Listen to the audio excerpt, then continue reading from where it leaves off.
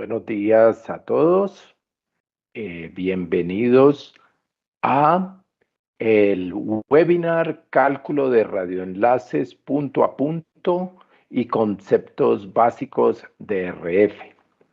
Este webinar es organizado por SAF Técnica en su división de SAF Latinoamérica, el grupo encargado para la región de México hasta Argentina.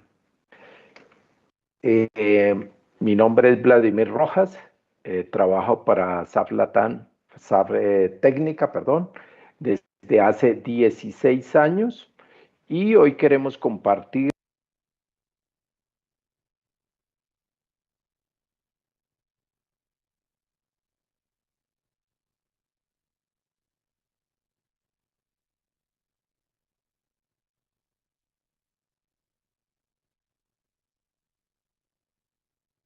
el, el contenido que tenemos preparado para el día de hoy. Es una introducción a lo que es la compañía SAF Técnica y el tema principal va a ser desarrollado por el ingeniero Jonathan Cubides, donde vamos a hablar de temas de transmisión por microondas, asignación de bandas de frecuencia y canales, cómo se propaga la señal de radio, la planificación de un enlace microondas punto a punto, cuáles son los temas importantes a considerar y las diferentes configuraciones a nivel de redundancia, temas de interferencia que puedan afectar a los enlaces y dos herramientas principales para la simulación de un enlace microondas y poder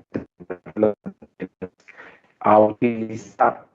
Y al final vamos a ver una sección de preguntas que las va a el ingeniero.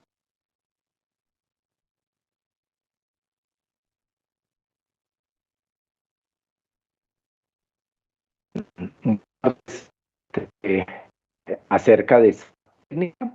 Esta técnica es una empresa que fundada en 1999 en un país que se llama Estonia, esto es Unión Europea, y se han venido creando varias subsidiarias. En el 2015 se creó la subsidiaria de SAF América. En el 2022 se creó la subsidiaria de SAF Asia, que está ubicada en el país de Singapur. Y en el 2025 se creó la subsidiaria que se llama SAF Latam o SAF Latinoamérica. Fue fundada este año y el equipo técnico y comercial que trabajamos en SAF Latam, pues llevamos cerca de 7 años ya totalmente consolidados, pero como subsidiaria solo a partir de este año. Esto es lo que queremos compartirles, es que es una empresa de carácter global, con presencia en diferentes continentes, más de 25 años de experiencia en temas de microondas. Como empresa, como SAF Técnica, tenemos 3 líneas de producto principales. Lo que son radios microondas punto a punto, que es nuestro producto más maduro y con mayor experiencia de más de 26 años. Una segunda línea, que es analizadores de espectros, los cuales son compactos y portátiles, los cuales son una herramienta para la instalación y mantenimiento de redes de microondas. Es una herramienta fundamental para la operación de sus redes de microondas y en general el uso del espectro radioeléctrico. Y un producto que se desarrolló en el año 2020 aproximadamente, que es la solución de monitoreo inalámbrico llamada ARANET, que hace parte de las tecnologías que se conocen como Internet de las Cosas. El tema de hoy es enfocado 100% a microondas y por eso me permito presentarles al ingeniero Jonathan Cubides, quien tiene una gran trayectoria en SAF Técnica y hoy va a hacer su presentación.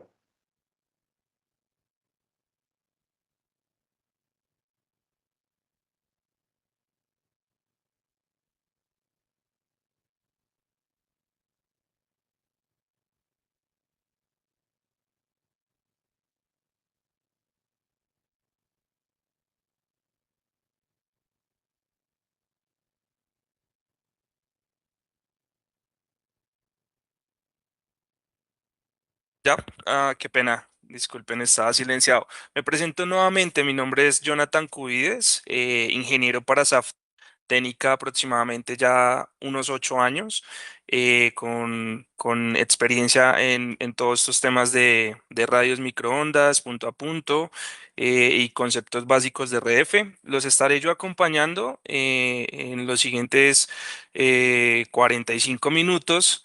No olviden que pueden escribir sus preguntas en el chat a medida que al finalizar el webinar, pues estaremos respondiendo algunas de sus preguntas.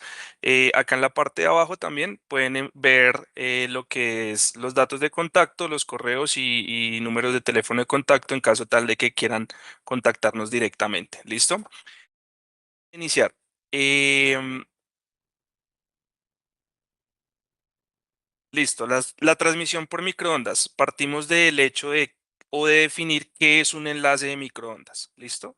Entonces, un enlace de microondas básicamente es un sistema de telecomunicaciones inalámbrico que me permite transmitir o transportar información como datos, voz, video, etcétera, entre dos puntos mediante ondas electromagnéticas. Así como se ve en la imagen, desde un sitio A o un nodo A puedo transmitir datos hasta un sitio B, aprovechando o haciendo utilización de las ondas electromagnéticas que se propagan a través del aire. ¿Listo? Em, usando antenas direccionales, en este caso, al ser enlaces punto a punto, utilizamos antenas direccionales y un canal de radio dedicado. ¿Listo? Esto lo convierte en utilizaciones de bandas licenciadas, las cuales yo pago por la licencia o el uso de un canal ubicado en el espectro y nadie más puede utilizar ese canal de radio. ¿Listo? Este tipo de enlace opera típicamente en el rango desde 1 GHz hasta 80 GHz y requiere condiciones de línea de vista. ¿Listo? Más adelante vamos a ir conceptualizando cada uno de estos términos que van apareciendo en la presentación y pues les pido un poco de paciencia al ser una presentación bastante conceptual o bastante técnica. Puede tornarse un poco aburridora, pero vamos a hacerlo lo más dinámico posible. ¿Listo? Em, lo que garantiza, volviendo al tema, garantiza una comunicación estable y de alta capacidad. ¿Listo? Es como les mencionaba, estos sistemas están compuestos por dos terminales o equipos de radio junto con sus antenas direccionales, generalmente parabólicas y instaladas sobre torres, edificios, en las azoteas o estructuras muy elevadas, justamente para asegurar esa línea de vista. ¿Listo? La transmisión de los datos se realiza a través del espacio libre, sin necesidad de cableados físicos. Son tecnologías inalámbricas, lo que convierte a los enlaces microondas en una alternativa eficiente y rápida para implementar frente a soluciones, por ejemplo, como la fibra óptica o el cobre, especialmente en terrenos difíciles y zonas remotas donde los despliegues pueden llegar a ser temporales. ¿Listo? Entonces, cabe resaltar que no es que la fibra esté hoy en día reemplazando como tal a todos los sistemas de radio, sino que son tecnologías que se complementan una con otra. ¿Listo? Pueden ser backups tecnológicos el uno de la otra. Em, También resalto el hecho de que los radioenlaces me permiten transportar datos de voz y video con capacidades que dependiendo su modulación, el ancho de canal que se esté utilizando, la banda de frecuencia, pueden alcanzar varios gigabps. ¿Sí? Hoy en día estamos hablando de radioenlaces superiores o alrededor de 1 GBps hacia arriba. Y en bandas milimétricas, por ejemplo, de 80 GHz, podemos llegar a estar hablando de capacidades hasta de 10 gigabps en el aire. Listo, que esto es bastante retador para una comunicación inalámbrica, pero que la robustez de los equipos logra este tráfico tan alto.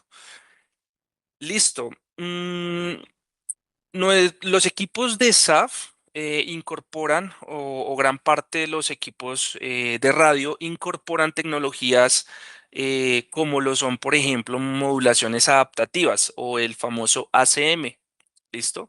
Otros términos como, por ejemplo, polarización cruzada, que lo denominamos EDSPIC, gestiones remotas, mejoras de disponibilidad del servicio y eficiencias espectrales, con las cuales son características que los radios utilizados para enlaces microondas deben ya hoy en día cumplir con estas características. Los radioenlaces de microondas son realmente utilizados o ampliamente utilizados en redes móviles, en backhaul de ISPs, en interconexiones de sedes corporativas, telemetría industrial, sistemas de seguridad, em, enfocados a la confiabilidad de los datos y una alta disponibilidad de los sistemas inalámbricos. ¿Listo? Básicamente, un enlace microondas se debe, eh, para garantizar el correcto funcionamiento, qué pena, de los radioenlaces, se debe realizar un diseño del cálculo de enlace. ¿Listo? Los cuales estos análisis incluyen analizar el perfil del terreno, hacer unas verificaciones de la zona de Fresnel, que más adelante vamos a ver esos conceptos, hacer un cálculo del margen de desvanecimiento o fade margin, y entender cuál sería la disponibilidad dependiendo si uso ciertas antenas, diámetros de antenas, etcétera. ¿Listo? Y teniendo en cuenta las pérdidas también que se incluyen en cada sitio, pérdidas en la trayectoria, etcétera. ¿Listo? Además también de la selección adecuada de la banda de frecuencia, ¿sí? Y del canal a utilizar para garantizar la capacidad de transmisión desde el punto A hasta el punto B. ¿Listo? Dependiendo la capacidad que se vaya a necesitar transportar, asimismo yo voy a definir qué ganancias de antena, o sea, qué diámetros de antena voy a utilizar. Entonces, los parámetros se convierten directamente proporcionales a ellos. Entonces, a mayor capacidad y si tengo mayor distancia del enlace, pues asimismo tendré que utilizar antenas mucho más grandes. Todos estos parámetros, al finalizar, como les comentaba Vladimir al inicio, vamos a hacer un pequeño análisis de un cálculo de enlace y verificando cuáles son esos parámetros que debemos tener en cuenta para poder así dar un muy buen diseño, una muy buena conclusión, resumen de un presupuesto de enlace que también lo vamos a ver ahorita. En aplicaciones críticas es común, por ejemplo, implementar esquemas de redundancia, que también hay un espacio enfocado a eso, como configuraciones 1+1 o 2+0, dependiendo la capacidad de tráfico de enlace que se requiera. ¿Listo? Pero vamos a irlos viendo. Les recuerdo que la idea es que este webinar es como una introducción, es un introductorio de los conceptos básicos, ¿cierto? De RF y de cálculos de enlace.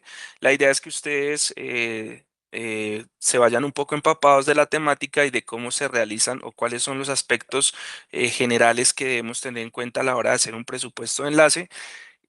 Pero si más adelante tienen un proyecto en mente o tienen un proyecto en estos momentos ejecutándose, cuenten con nuestro apoyo y toda nuestra consultoría con los datos que se encuentran acá abajo, para poderlos asesorar y acompañar de la mejor manera en sus proyectos. ¿Listo? Bueno, la topología de las redes microondas normalmente se ven de la siguiente manera. Tenemos topologías en cadena, ¿cierto? Que es una serie de enlaces entre puntos, los cuales tienen ciertas ventajas y algunas desventajas. ¿Listo? En el caso tal de que el enlace, por ejemplo, entre el nodo H y G caiga, pues no va a haber una continuidad de tráfico si partimos del punto A y la comunicación se cae acá en el punto G y H, pues la comunicación no va a continuar hacia los otros enlaces entre H, B, BC y CD. Esa es una de sus desventajas. Ahora bien, Otra topología de radioenlaces microondas es una topología en estrella, la cual se centraliza, ¿cierto? Los enlaces en un nodo principal o normalmente en los cerros donde tenemos mayores alturas, y tiene su ventaja de que si se cae el enlace con H, el nodo H, por ejemplo, los otros siguen operando normalmente. ¿Cuál sería la desventaja? Que en el nodo A centralizo múltiples enlaces y debo tener muy buen espacio en torre disponible y además tener un tema de distribución de frecuencias para que no haya una autointerferencia en el nodo A. ¿Listo? Entonces tiene una serie de ventajas y desventajas. Otro tipo de topología son las topologías en anillo. En anillo, entonces yo tengo este tipo de topologías, las cuales entre el enlace H y B, si llega a haber una interrupción del enlace, el tráfico de datos toma otro camino, ¿cierto? Toma el otro camino cerrando el anillo. Entonces, aunque entre B y H se caiga el enlace, B va a seguir teniendo comunicación o tráfico a través de sus enlaces del anillo, del anillo entre C, D, E y A. Y lo mismo sucedería con H, ¿cierto? El nodo H, entonces en esta parte de acá, en esta parte de acá, vamos a ver que el tráfico continúa hacia este nodo. Y por último, también nos podemos encontrar con topologías como malla o tipo mesh, que llaman algunos. ¿Listo? Entonces son una redundancia de anillos, digámoslo así, para que yo pueda tener disponibilidad mucho más completa de tráfico por cualquier camino. ¿Listo?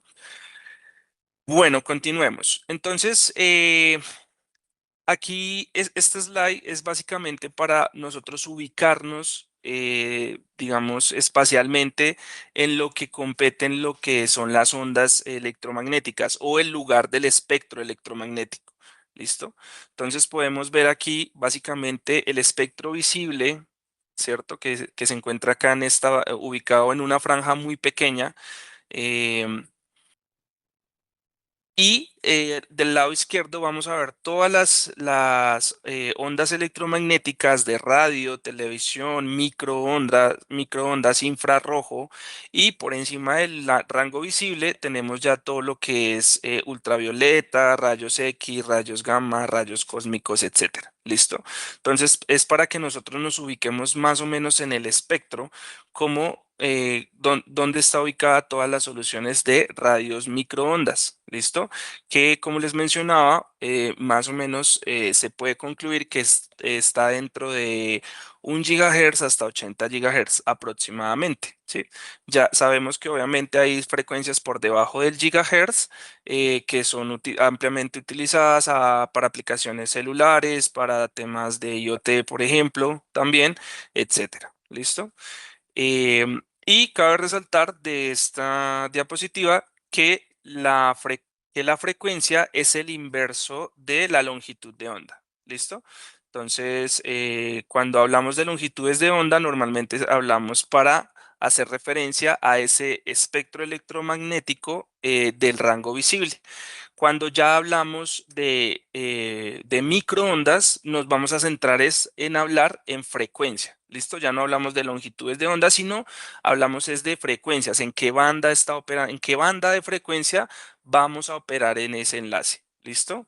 Eh, hay algunas bandas que están nombradas dentro de las microondas, como la banda V, la banda E, la banda W, banda K, etcétera. ¿Listo? Que tienen ciertos rangos específicos de operación. No vamos a entrar en detalle ahorita a hablar de cada una de ellas porque eso es un término, es bastante tema para hablar de cada una de ellas. Cabe resaltar acá, haciendo un paréntesis, que tenemos equipos, suministramos equipos en banda B, que van de 40 a 75 GHz aproximadamente, desde los 60 más o menos realmente, y son de uso libre sus primeros canales en la mayoría de países de Latinoamérica. ¿Listo? Cabe resaltar esa apreciación ahí de nuestro suministro de equipos. Ahora, para hacer una asignación de bandas de frecuencia y de canales, primero debemos entender muy bien la diferencia entre las tecnologías FDD y TDD. ¿Listo? Entonces, ¿qué es básicamente FDD? FDD es duplexación por división de frecuencia. Quiere decir que opera el TX y el RX operan en diferentes frecuencias. Normalmente, cuando vamos a la entidad reguladora a solicitar un canal, ¿cierto? Licenciado, nos dan un par de frecuencias, un F1 y un F1'. ¿Por qué esto? Porque las tecnologías en banda licenciada FDD trabajan con doble frecuencia, una para transmitir y otra para recibir, así como vemos acá en el esquema. ¿Listo? ¿Qué es TDD? Pues TDD es duplexación por división del tiempo. Quiere decir que TX y RX operan en la misma frecuencia portadora, comparten el mismo canal, pero envían y reciben en diferentes tiempos, en diferentes momentos. ¿Listo? Entonces, así como se ve acá, transmito en un instante de tiempo, pero utilizo una sola frecuencia, una sola portadora. ¿Listo? Entonces, partiendo de eso, nuestras tecnologías de radio en banda licenciada son tecnologías que utilizan FDD. ¿Listo? Duplexación por división de frecuencia. Y más adelante vamos a ver qué significa eso de tener una frecuencia alta y una frecuencia baja. ¿Listo? Ya estando dentro del mundo del FDD. Ahora bien, ¿cuáles son los parámetros importantes dentro del FDD? Hay que entender que el canal es un par de frecuencias específico utilizado para transmitir y recibir señales. ¿Listo? Al mismo tiempo, lo que les mencionaba, dos frecuencias. Por ejemplo, en una banda de 11 GHz puedo hablar de 11.220 y 10.730 MHz. Eso sería un canal, pero sabiendo que o entendiendo que es un par de frecuencias. ¿Listo? El radio de banda alta, ¿sí? O el radio high, normalmente es el radio que transmite en la frecuencia alta. Siguiendo este ejemplo, en este caso, el radio high sería 11.220, va a transmitir en esa frecuencia. Y el radio de banda baja o radio low es el radio que transmite en la frecuencia baja. ¿Qué quiere decir esto? Que para hacer un enlace, un radioenlace en banda licenciada, en uno de los nodos voy a tener un radio high y en el otro nodo voy a tener un radio low, el cual va a tener estas características que ya les explicaba. Uno va a transmitir en la frecuencia más alta y otro va a transmitir en la frecuencia más baja. ¿Listo? La diferencia entre ellos dos, o sea, la diferencia de hertz entre ellos dos se llama desplazamiento de duplex o compensación de duplex o offset o el duplex shifter. Tiene diferentes conceptos, pero básicamente es eso, la diferencia entre una frecuencia y otra. Y normalmente, pues por dar un ejemplo, hay un offset de 490 MHz en ese espaciamiento que hay entre entre el radio de la banda alta con el radio de la banda baja. ¿Listo? Y además cabe resaltar que las bandas de frecuencia, cuando ya estamos ubicados, por ejemplo, en la banda de 11, también hablamos de subbandas. ¿Qué quiere decir? Que todo el rango de la banda de 11 GHz se va a poder cubrir con diferentes subbandas, subbanda A, subbanda B, así como o en algunos casos hasta subbanda C. Eso ya lo determina ya, digamos, el fabricante. ¿Qué porciones del espectro va a cubrir cada subbanda dentro de esa banda? ¿Listo? Aquí, aquí hay un gráfico que me permite de pronto entender un poco más esta distribución. Entonces, en la parte de arriba tenemos toda la parte L de la banda completa, ¿cierto? Hay un espacio entre ellas. Luego viene toda la parte de H, ¿cierto? La parte alta de esa banda. Y dentro de cada una de esas porciones de espectro tengo las subbandas A y B en el lado low, A y B en el lado H. ¿Listo? Y acá, como menciona, la separación entre un canal. digamos, canal 27 y canal 27 prima, esa separación nosotros le llamamos offset. ¿Listo? Ese offset es el que va a determinar el número de parte específico para poder hacer la fabricación de los equipos. ¿Listo? Entonces, si se dan cuenta, pues los equipos van a la medida del proyecto, de la frecuencia a utilizar, y eso lo determina el ente regulador de cada país. Entonces, para cada país hay unas tablas de canalización emitidas por sus entes reguladores, los cuales dicen, si usted va a utilizar un ancho de canal de 28 MHz, por ejemplo, tiene la disponibilidad estos canales con este offset. ¿Listo? Y asimismo, pues nosotros como fabricantes de esos radios fabricamos esos radios con ese offset específico. ¿Listo? Para cada país. Sí, también se denomina TR spacing, así es. Listo. Eh, Este es un esquema, una transmisión duplex para nuevamente reiterar cómo es el tema de FDD y cómo la transmisión baja, en este caso el nodo que se encuentra en la parte izquierda, está transmitiendo en la frecuencia baja. Quiere decir que aquí yo tendré que colocar el radio low y en la parte de arriba que voy a transmitir con la frecuencia más alta, voy a colocar mi radio en banda de mi radio high. ¿Listo? Básicamente es eso. Ahora bien, ¿cómo yo hago las asignaciones de frecuencia? Entonces, normalmente hay una relación entre frecuencia y distancia. ¿Listo? Entonces, así como lo muestra el gráfico, si yo tengo menor frecuencia, yo voy a poder tener enlaces con distancias o coberturas mucho más largas. A medida que yo tengo frecuencias mucho más altas, se empieza a limitar los enlaces por su distancia.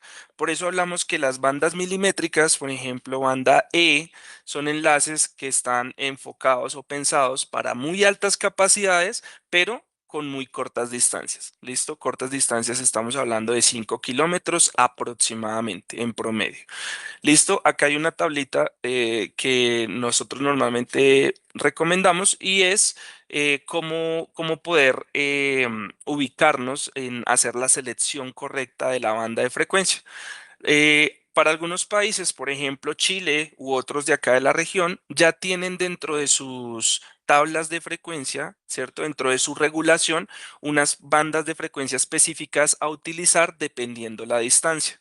Entonces, solamente este slide hace fuerza o hace relación a a esa relación que hay entre frecuencia y distancia. ¿Listo? Entonces es algo importante a tener en cuenta.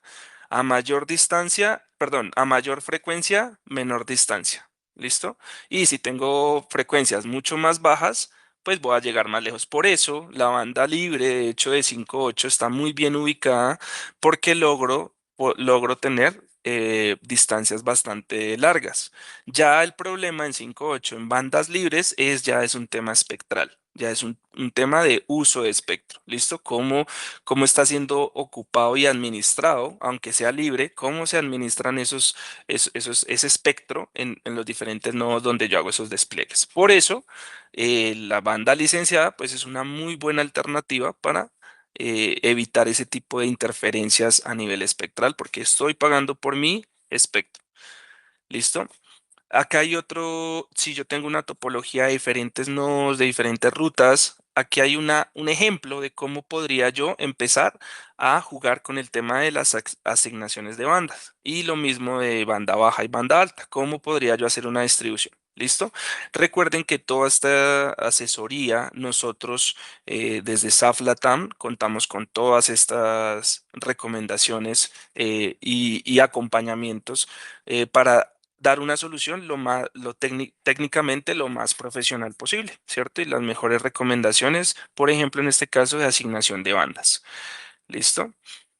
Eh, Perfecto. La modulación. Entonces, vamos a empezar de aquí en adelante a hablar ya un poco más de conceptos de pronto un poco de conceptos sueltos que vamos a ir, em, digamos, comparando o irlos colocando dentro del mundo de los radioenlaces. ¿Listo? Pero ahorita van a ser conceptos sueltos.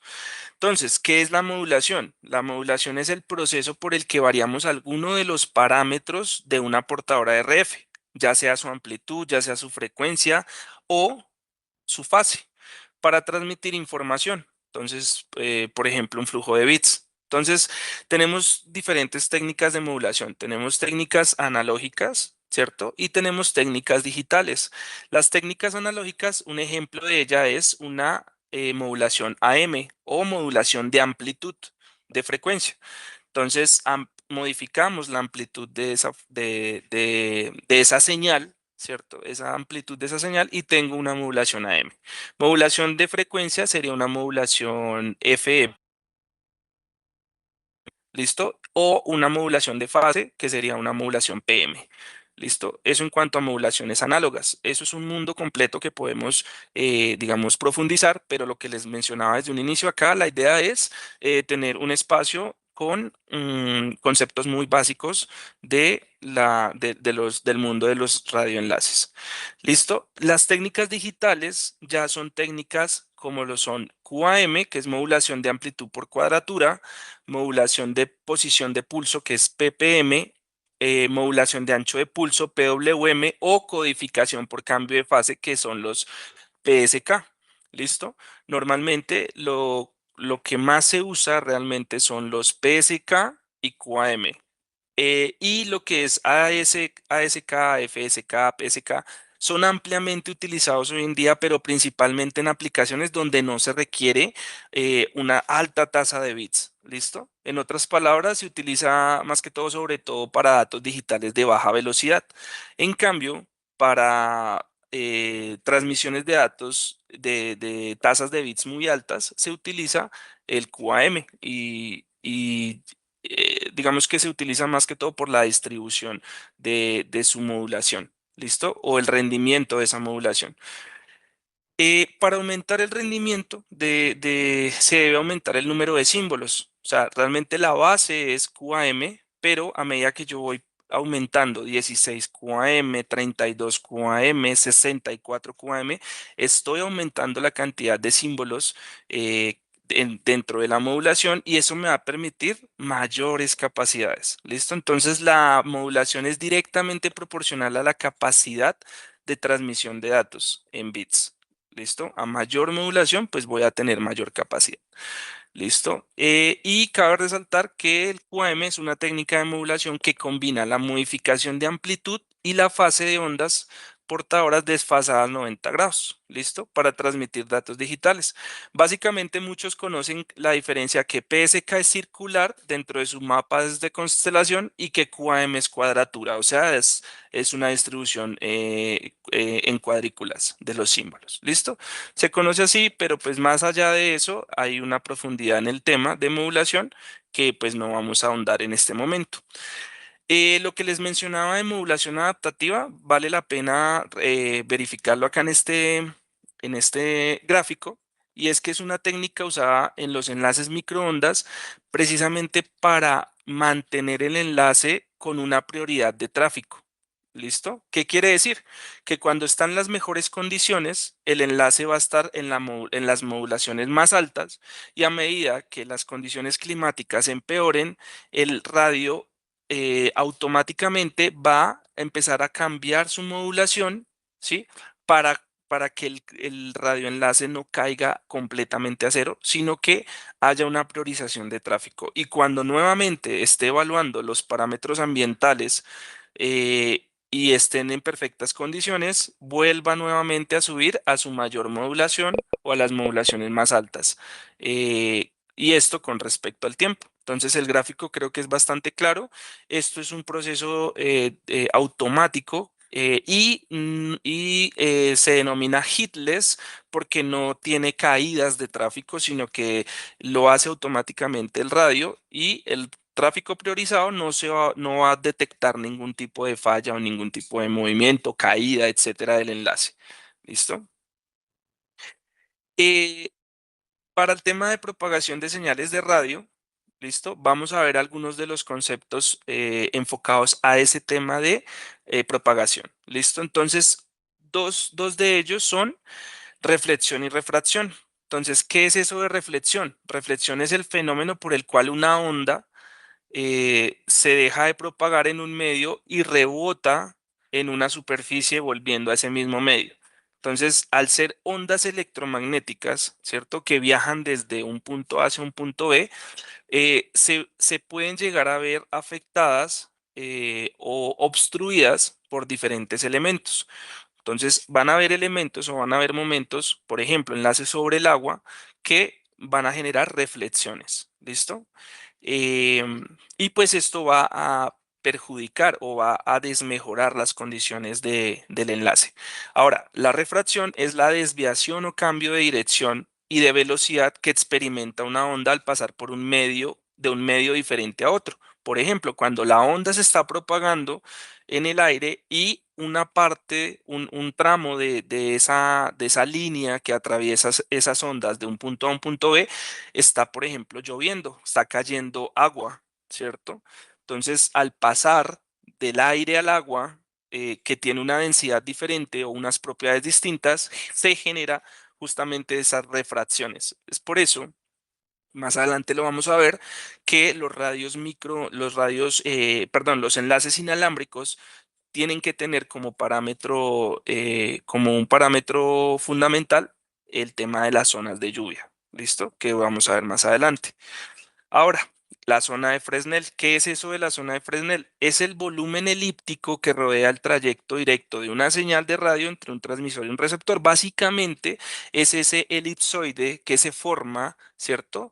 Em, simulando cómo viajan las ondas desde un punto A hasta un punto B, aunque no las podamos ver, ¿cierto? Nosotros las podemos graficar o las podemos simular en un elipsoide que viajan de manera sinusoidal desde un punto A hasta un punto B. Entonces van a crear ese elipsoide que vamos a llamar zona de Fresnel. ¿Listo? Cualquier objeto cualquier objeto dentro de esta zona de Fresnel puede causar pérdidas de obstrucción, o sea, puede eh, quitar la línea de vista, obstruirla completamente. Las bandas de frecuencia más altas tienen elipsoides de Fresnel más pequeños. ¿Listo? Entonces también hay una relación entre la longitud y el diámetro de la zona, de la zona de Fresnel. Entonces, como lo menciona ahí, a mayor frecuencia, ¿cierto? El elipsoide se hace mucho más directivo, mucho más pequeño ese radio.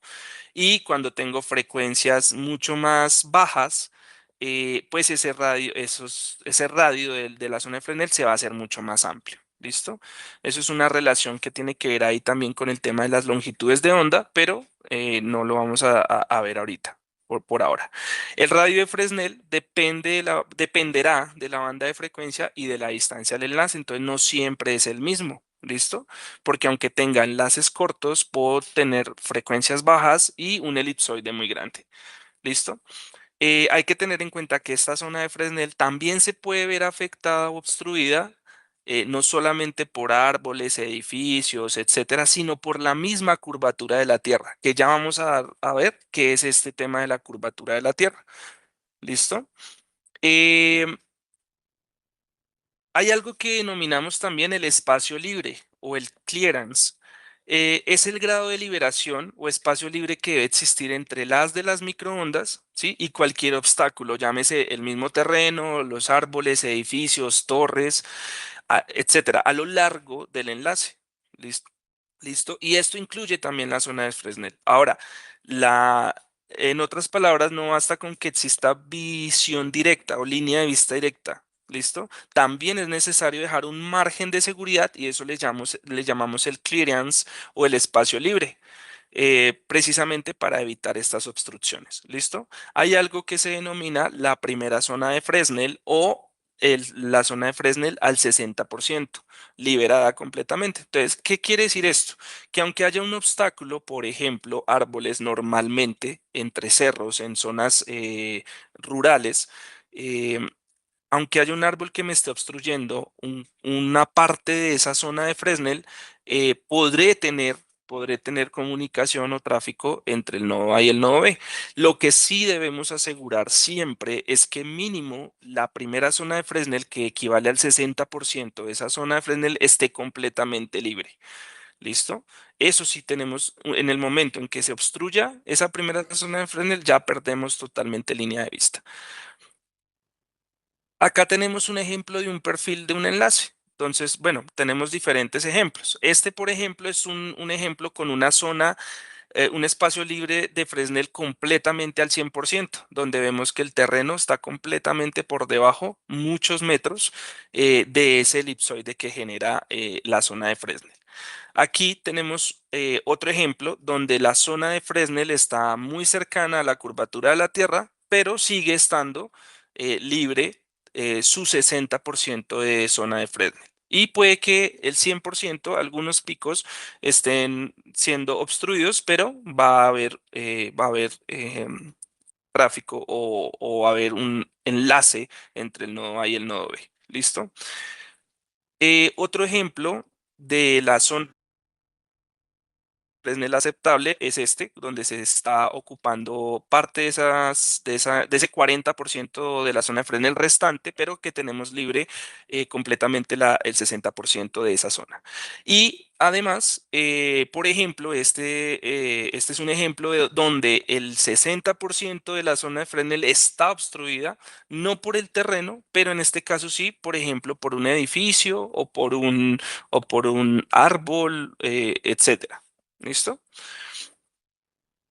Y este ya es un enlace completamente sin línea de vista que no es nada viable y que ¿qué se debe hacer? Pues ahí es donde empezamos a usar las torres, ¿cierto? De elevación para poder darle altura a esas antenas.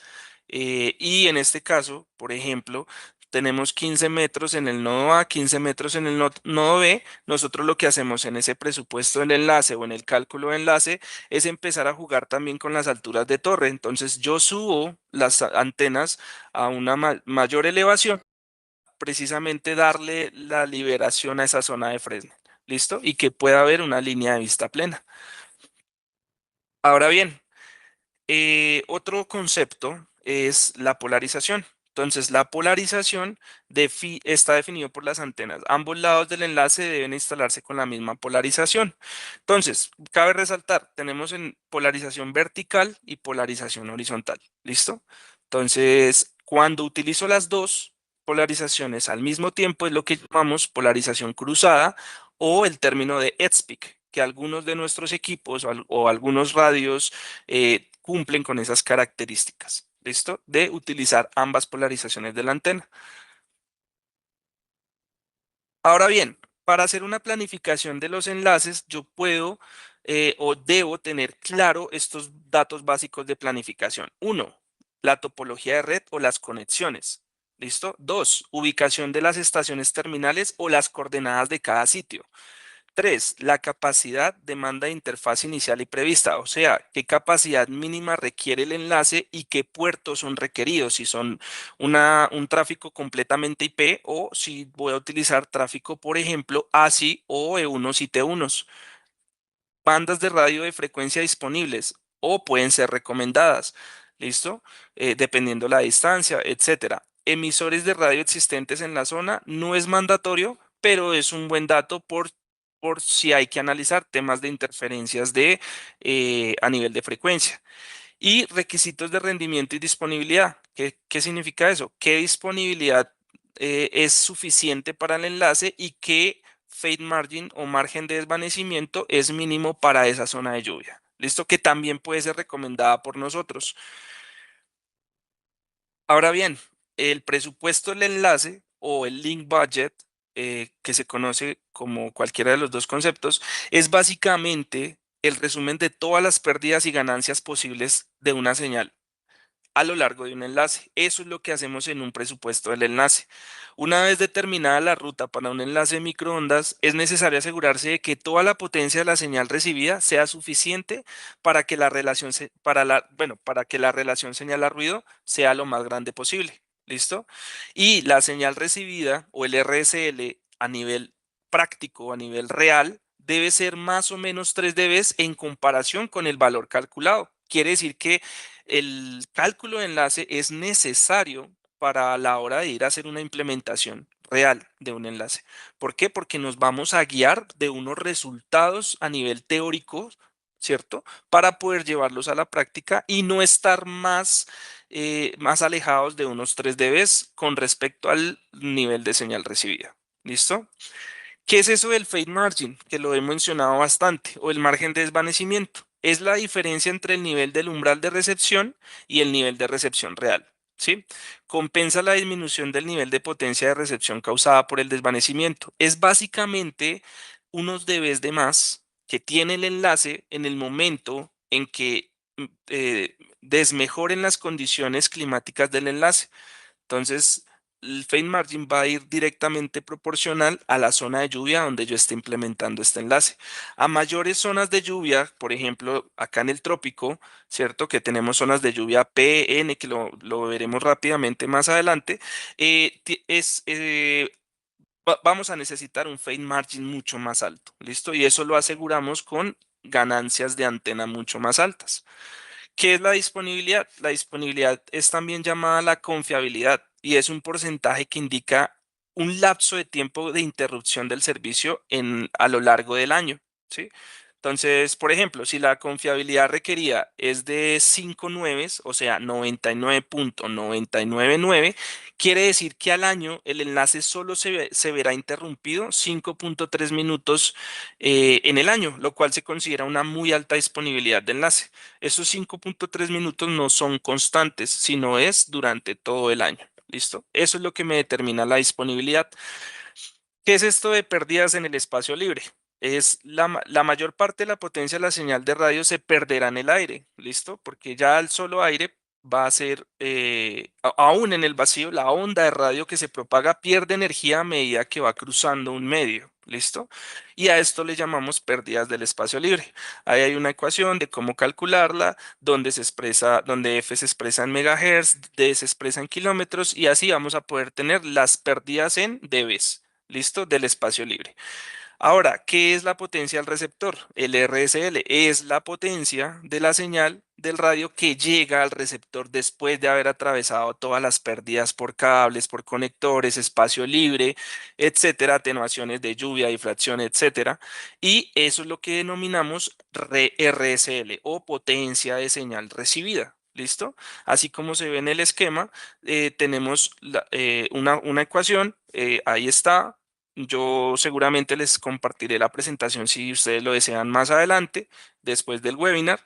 Y básicamente hay que tener en cuenta que un nivel de recepción alto, muy superior a menos 20 dBs, podría llegar a dañar el radio. O sea, quiere decir que tenemos que tener un equilibrio. No podemos tampoco llegar a llevar el radio a una RSL o una potencia de recepción muy alta porque puede llegar a quemar el radio. ¿Listo? Esto de zonas de lluvia. La zona de lluvia hace referencia a un modelo de la Unión Internacional de Telecomunicaciones o la UIT que permite clasificar la intensidad de la lluvia de diferentes regiones del mundo. ¿Listo? Entonces es básicamente eso. El umbral de recepción es es la sensibilidad que tiene el receptor, ¿listo? Es un parámetro que identifica el valor mínimo de potencia que necesita para poder decodificar los bits. Eso está dado en la ficha técnica de cada uno de los equipos y hace referencia a qué tanto escucha ese radio. La potencia de transmisión es la potencia de salida, la cual yo utilizo, ¿sí? Y se va a definir por la modulación y la banda de frecuencia que estoy utilizando. ¿Listo? Hay una relación de dBms a watts que no veremos ahorita. Estoy tratando de avanzar un poco más rápido eh, para poder ver los temas. La relación señal a ruido y el MSE, ¿qué significa? Y la relación señal a ruido indica qué tan potente es la señal útil comparada con el ruido existente, ¿cierto? Hay un nivel de piso de ruido, un nivel de señal, y esa diferencia es la relación señal a ruido. Y el MSE, que es el error cuadrático medio, mide el promedio del cuadrado de las diferencias entre los valores reales.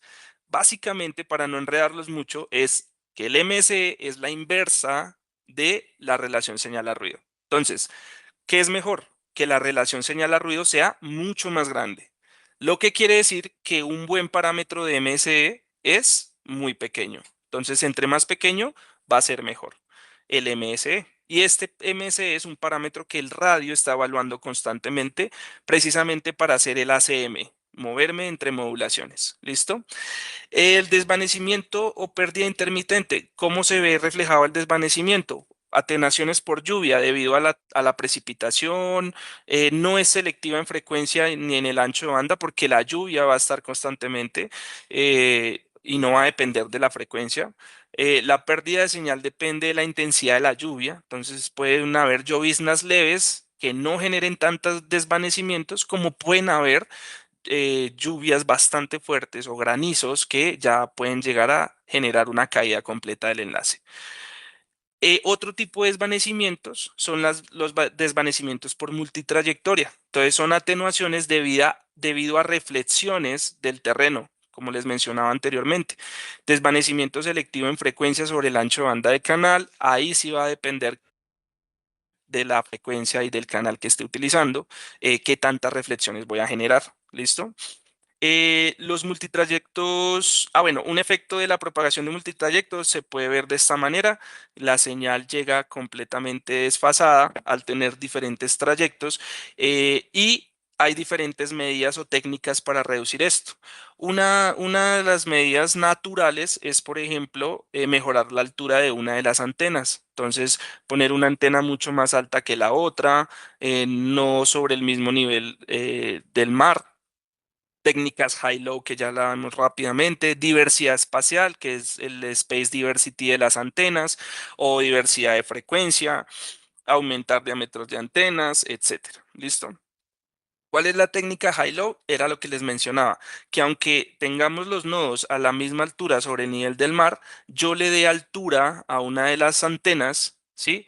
Y la otra la coloque mucho más abajo en la misma torre para generar, digamos, un ángulo no incidente que no permita tantas reflexiones de la señal. ¿Listo? Otras pérdidas pueden ser pérdida ducting o desalineación de antenas, que eso ya es un tema de error humano, de no hacer una instalación óptima, etcétera. ¿Listo? Acá hay un tema de arquitectura de antenas. Básicamente, vale la pena resaltar que las antenas de menor diámetro tienen mayor lóbulos laterales, ¿cierto? Y cuando yo tengo antenas de mayor tamaño, tengo un haz principal mucho más focalizado y mucho más estrecho, y los lóbulos se vuelven mucho más pequeños. Ventajas y desventajas, pues que en las antenas grandes es un poco más difícil el apuntamiento, pero cuando ya logro apuntarlas, sé que estoy sobre las principal. Y las ventajas o desventajas de las antenas pequeñas es que puedo llegar a apuntarlas a un lóbulo lateral y no obtener el mayor nivel de recepción. ¿Listo? La alineación de antenas, básicamente nosotros la recomendamos hacer con un analizador de espectros que también suministramos nosotros. Es como la mejor práctica para hacer todo el tema de apuntamiento de antenas. ¿Listo? Y eso será un tema para un webinar después, etcétera.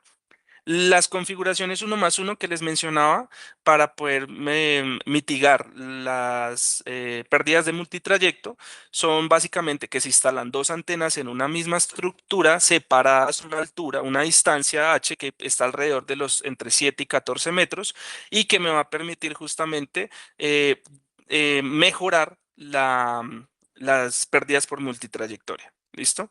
Debido a que hay un transmisor, pero dos antenas están recibiendo al tiempo y los radios van a evaluar cuál es la mejor señal recibida. ¿Listo? etcétera. La diversidad de frecuencia funciona muy similar, pero no con antenas, sino con frecuencias. Tengo que hacer uso de dos portadoras, por eso no es tan comúnmente usada la diversidad de frecuencia. Y el hot standby, que es el uno más uno, es una espera en caliente y es básicamente un enlace maestro operando todo el tiempo y un enlace en standby. En el momento en que se caiga el maestro, entra a operar con la misma frecuencia ese enlace standby y mantengo el enlace completamente arriba. ¿Listo? Básicamente es eso. Interferencias. Interferencias son voy a adelantarme un poquito de este tema, pero hace referencia básicamente a cómo yo debo organizar los radios high, low, en diferentes puntos, como les mencionaba inicialmente. ¿Listo? Y las medidas contra esas interferencias pueden ser utilizar otros canales, una mayor discriminación a nivel de antenas, usando antenas de ultra alto rendimiento, antenas de mayor tamaño, perdón, discriminación de polarización cruzadas, o crear nuevas rutas si es el caso. ¿Listo? Que esa sería una de las últimas opciones. Vale. Voy a mostrarles rápidamente lo que son las dos herramientas que utilizamos acá en SAF Latam para hacer los cálculos de enlace, que son el Path Calculator de SAF, ¿sí? Y el Path Loss, y la herramienta profesional del Path Loss 6. ¿Listo? Entonces, voy a mostrárselas aquí rápidamente.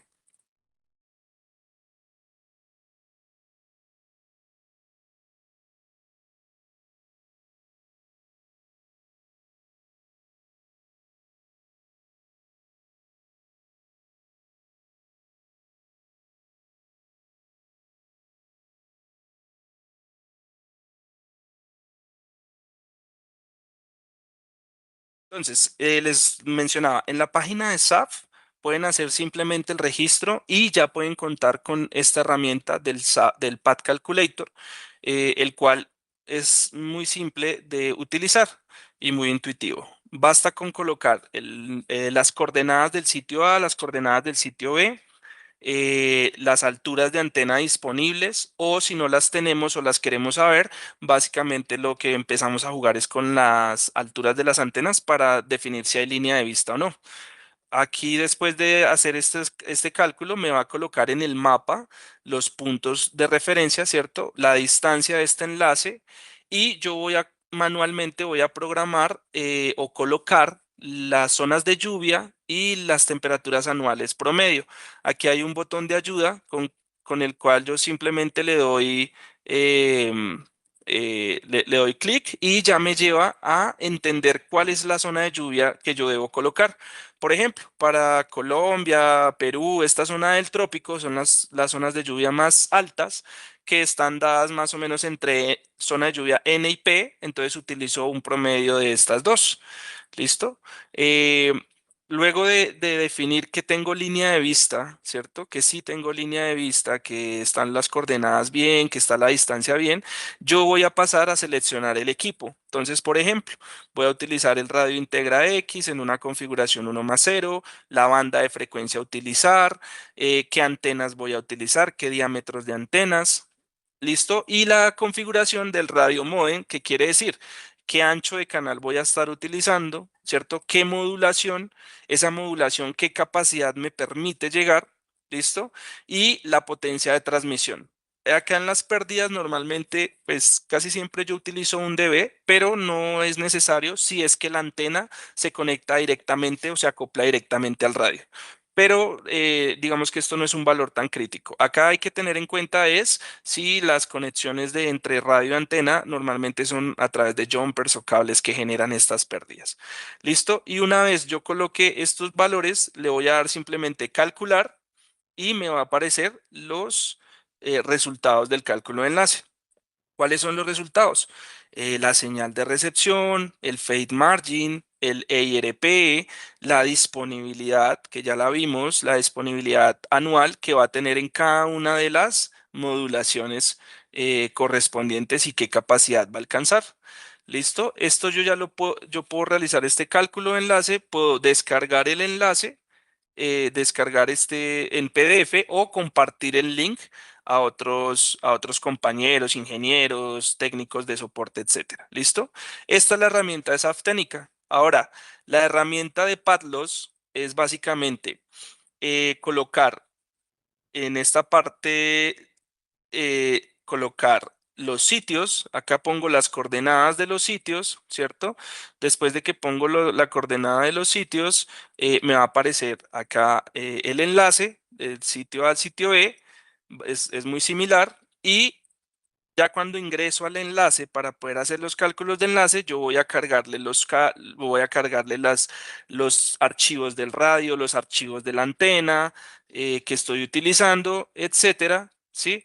Y voy a poder colocar las zonas de lluvia, voy a validar todos los parámetros de zona de lluvia, los parámetros de potencia del radio, qué ganancia estoy utilizando, si quiero, si necesito colocar pérdidas, por ejemplo, entre de los cables que estoy utilizando, etcétera. Y lo mismo, me aparecen las tablas resultado con los valores de fade margin y de disponibilidad que yo necesito. En caso tal de que no esté cumpliendo con esos parámetros, ¿qué es lo que hago yo? Empiezo a jugar con el diámetro de las antenas. Entonces, básicamente, el cálculo de enlace me va a permitir es definir a partir de unos parámetros que tengo que cumplir, voy a descubrir qué diámetro de antena necesito utilizar. ¿Listo? Es básicamente eso. Cabe resaltar, les reitero que la idea es que cuenten con nuestro apoyo para hacer todo este tipo de estudios, cálculos de presupuestos, etcétera, etcétera. ¿Listo? Y pues no siendo más, sé que adelanté un poco el tema, pero muchísimas gracias por escucharme. Espero hayamos aprendido algo nuevo y estaré esperando pues todos sus comentarios, ya sea a través del grupo de WhatsApp en el cual estamos incluidos o acá en sus comentarios. Gracias, Vladimir. Bueno, muchas gracias, Jonathan, por la presentación. Y creo que nos tocó correr mucho porque el tema es muy extenso y el objetivo es que este es el comienzo de varios cursos más que vamos a estar dando. Algunos los haremos enfocados en temas específicos donde queremos profundizar más. En este momento el objetivo es contestar algunas de las preguntas que se han presentado. Las voy a compartir aquí en en mi pantalla para que el ingeniero Jonathan por favor las lea y nos ayude a contestar cada una de estas preguntas. Cuando guste, Jonathan puede ir revisando y contestando. Perfecto, listo. Nos pregunta Oscar Armando Loaiza, ¿un edificio nuevo que se construya en la zona de Fresnel afectaría? ¿Se tendría que elevar las torres o proveer con anticipación la altura de la torre? Listo.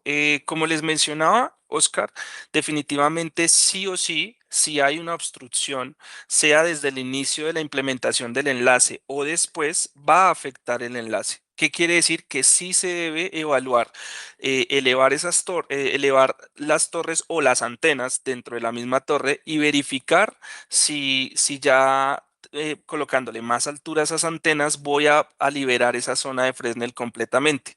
Pero la respuesta es sí, sí va a afectar la construcción de un edificio nuevo y se va a ver reflejado en la disminución o en la atenuación justamente de la capacidad transmitida.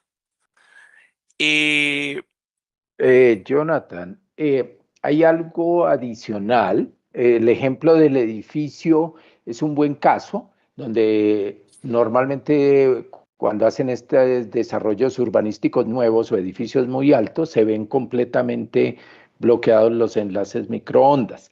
Pero hay algo más usual que suele ocurrir, es el crecimiento de árboles.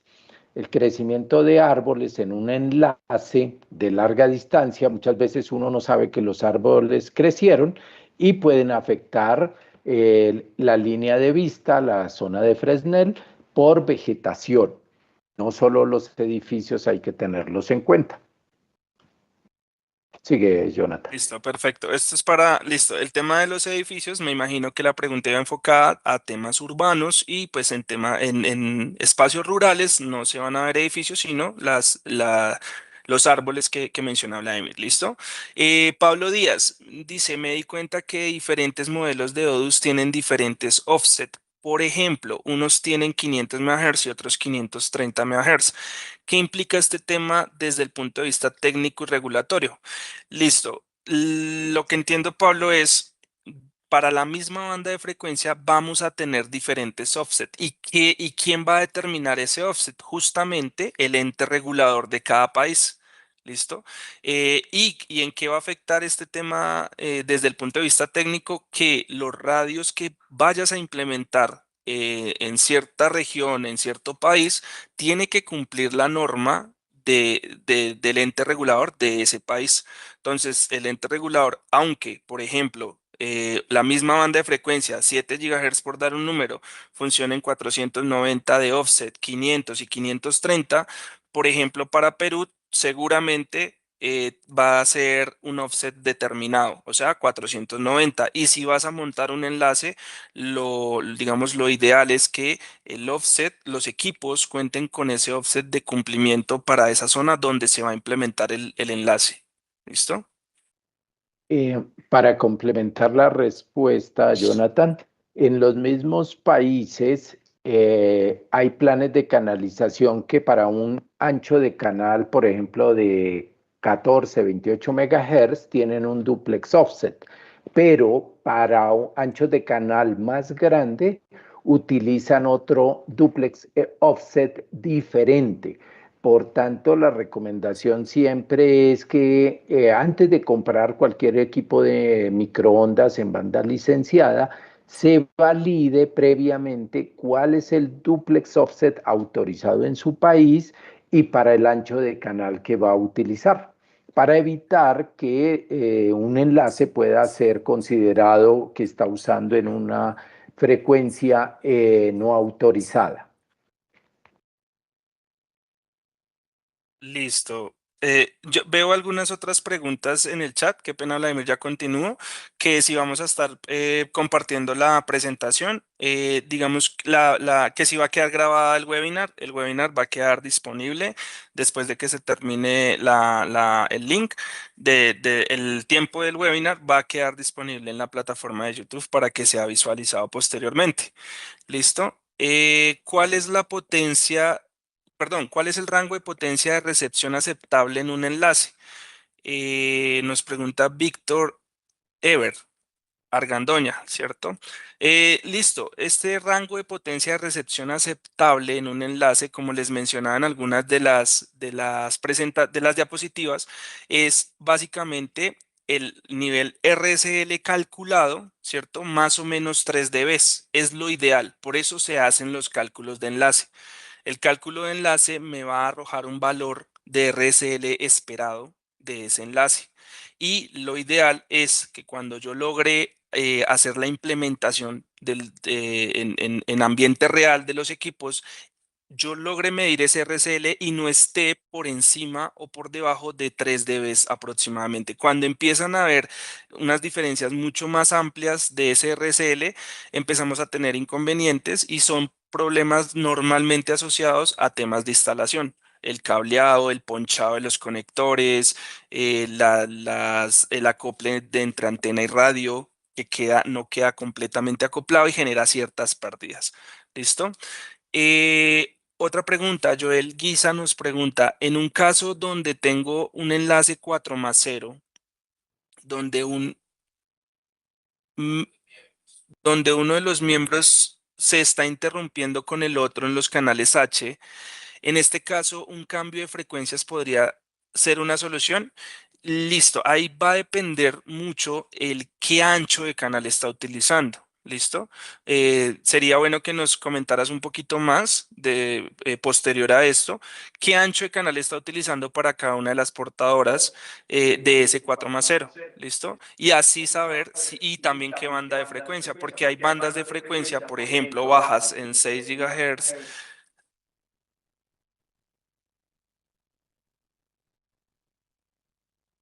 No escucho. bandas de baja frecuencia de 6 GHz, donde tenemos muy poco espectro disponible para montar diferentes portadoras. En cambio, en bandas de frecuencia altas como 18 o 23 GHz, no sería un inconveniente porque aunque usemos anchos de canal de 56 o de 112 MHz, tenemos bastante amplitud en el rango espectral para podernos ubicar. Jonathan, me parece conveniente aquí aclarar dos temas.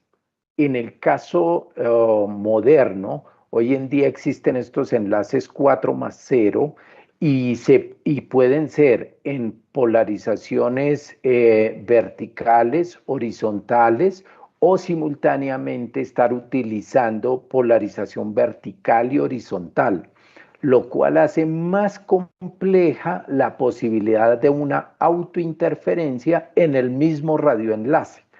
Eso genera que realmente el cálculo que se haga de un enlace en 4+0, pues requiere que se revisen bien cuáles van a ser las frecuencias de transmisión, de recepción, los duplex offset, para que no se genere autointerferencia.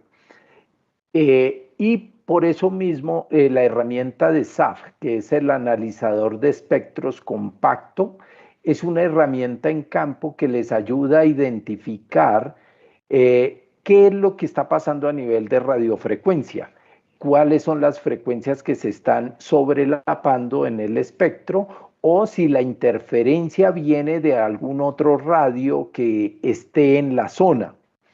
La recomendación es primero hacer un análisis de su propio radioenlace, analizando cuáles son las frecuencias del enlace, cuál es el ancho de canal, cuál es la potencia que se está transmitiendo y si son horizontal y vertical. Eso primero a nivel de enlace. Y como segundo elemento de análisis es hacer medición en campo con el analizador de espectro de SAF, ya la herramienta externa, para ver realmente cuáles son los niveles de potencia y cuál es la portadora que está interfiriendo. No, si uno juega a cambiar frecuencias, potencias, es probable que no resuelva el problema y lo complique. Dado que los radios hoy en día también son tan inteligentes que suben potencias, bajan potencias, cambian modulaciones y no nos damos cuenta que se están presentando este cambio automático de los radioenlaces. Creo que, Jonathan, ese es un caso de estudio bien bueno que invitamos a Joel que nos escriba al correo y le damos y le ayudamos a resolver su caso. Sí, justamente eso quería mencionar, Vladimir, para poder avanzar con las siguientes preguntas y no extendernos mucho. La invitación es para los que nos siguen escuchando y las personas que hicieron sus preguntas. Si no los logramos responder todas las preguntas aquí en vivo, por favor escríbanos al interno, ya sea correo electrónico, ya sea a través del grupo de WhatsApp. Y nosotros le vamos a ir dando respuesta a cada uno de sus preguntas y de sus proyectos y de sus casos de soporte, etcétera. Listo, la idea es que nos vean como ese aliado estratégico a nivel de consultoría, a nivel de preparación de proyectos y nos vean como esos aliados de no solo del suministro, sino de poder asesorarlos de la mejor manera. Aquí como para terminar algunas de las preguntas, dice Oscar Sánchez, ¿ese analizador de espectro pueden dar información para comprar el enlace? No te entiendo muy bien la pregunta, pero vamos a estar dando también información del analizador de espectro. Recuerden que es la herramienta profesional o el mejor aliado como instrumento para el ingeniero de campo, poder ir a realizar esas mediciones de espectro y darse cuenta la cantidad de problemas o si todo está bien, poder medir y darnos cuenta que sí está bien las cosas a nivel de espectro. ¿Qué tan certero en los niveles geológicos o desniveles del suelo para el cálculo de la plataforma? Buena pregunta. Digamos que SAF, el SAF Calculator utiliza ciertas bases de datos. El PATLOS utiliza una base de datos de terreno muy actualizada que se está actualizando constantemente y por ende van a haber ciertas diferencias entre los cálculos de enlace de una plataforma u otra. El calculador de SAF me permite proyectar lo más cercano posible cuáles serían los resultados viables de un cálculo de enlace. ¿Listo? Pero si necesitan validarlo, ya saben, pueden escribirnos directamente para hacerle las validaciones correspondientes a cada uno de sus cálculos de enlace. ¿Listo? Y por último, Juan Eduardo Jiménez, es gratis la inscripción. En la página ustedes pueden realizar la inscripción completamente gratuita sin ningún tipo de costo y ya tener absolutamente toda la información de nuestros productos, actualizaciones de firmware, datasheet, hojas de datos, la herramienta del Pad Calculator, etcétera. ¿Listo? Ahí la inscripción no tiene ningún tipo de costo. Bueno, Jonathan, muchas gracias por su charla. Gracias a todos por acompañarnos. Y una vez más, escríbanos, así como la aplicación es gratis, la que está en la página web de SAF Técnica, también el soporte técnico lo hacemos gratis. Todas sus preguntas les damos soporte técnico, no tienen que ser clientes ya de nosotros para que les ayudemos a hacer sus diseños y planificación de radios microondas. Gracias por su tiempo y hasta una próxima Muchas gracias.